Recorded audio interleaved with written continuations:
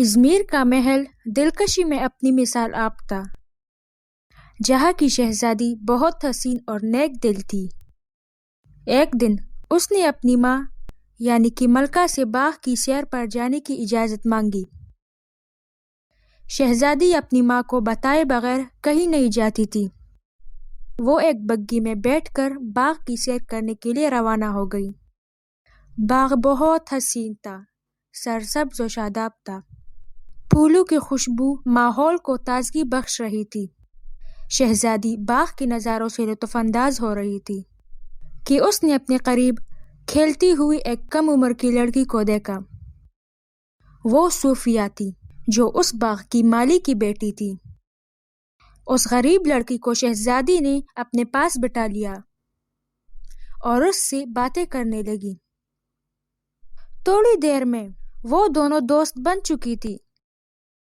یہ دیکھ کر ایک شاہی ملازمہ نے اس سے کہا، آپ ازمیر کی شہزادی ہے، اس غریب لڑکی سے دوستی کرنا آپ کی شان کے خلاف ہے۔ میں جس اللہ کی بندی ہوں، صوفیہ بھی اس کی بندی ہے۔ اللہ کی نظر میں بادشاہ غلام اور امیر غریب سب برابر ہے۔ شہزادی ہر ہفتے باغ کی سیر کو آتی اور صوفیہ سے بھی ملتی، جس کے ساتھ اس کی دوستی اور پکی ہو گئی تھی۔ شہزادی صوفیہ کے لیے تحفے بھی لاتی تھی۔ دونوں سہیلیاں مل کر خوب سیر کرتی اور باتیں بھی کرتی۔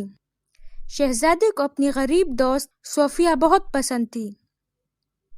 ایک روز شہزادی باغ میں گئی تو صوفیہ نے اس کی سلام کا جواب بھی نہ دیا اور چپ چاپ چلی گئی، تو شہزادی بھی حیران و پریشان محل میں واپس آ گئی۔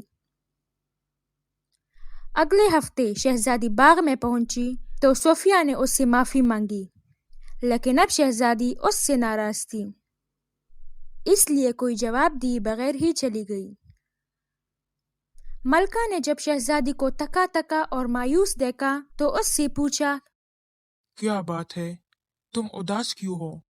شہزادی نے پورا واقعہ سنا دیا۔ شہزادیاں تو بڑی ظرف والی ہوتی ہے۔ اگر تمہاری غریب دوست نے ایک بار تم سے بات نہ کی تو تم نے بھی اس کے ساتھ ویسا ہی سلوک کیا، حالانکہ تمہیں چاہیے تھا کہ اسے معاف کر دیتی۔ شہزادیاں تو دوسروں کے ساتھ ہمیشہ اچھا کرتی ہے۔ شہزادی اپنی دوست صوفیہ کے لیے بہت سے تحفے لے کر باغ پہنچی تو پتہ چلا کہ اس باغ کے مالی کو نوکری سے نکال دیا گیا ہے۔ شہزادی یہ دیکھ کر واپس محل آ گئی۔ ملکہ نے جب شہزادی کی یہ حالت دیکھی تو وجہ پوچھی اور شہزادی نے سارا ماجرا بتا دیا۔ ملکہ نے صوفیہ کے باپ مالی کی نوکری بحال کر دی۔ اس کے بعد شہزادی اور صوفیہ پھر سے اچھے دوست بن گئے۔ Join Moral Stories for Kids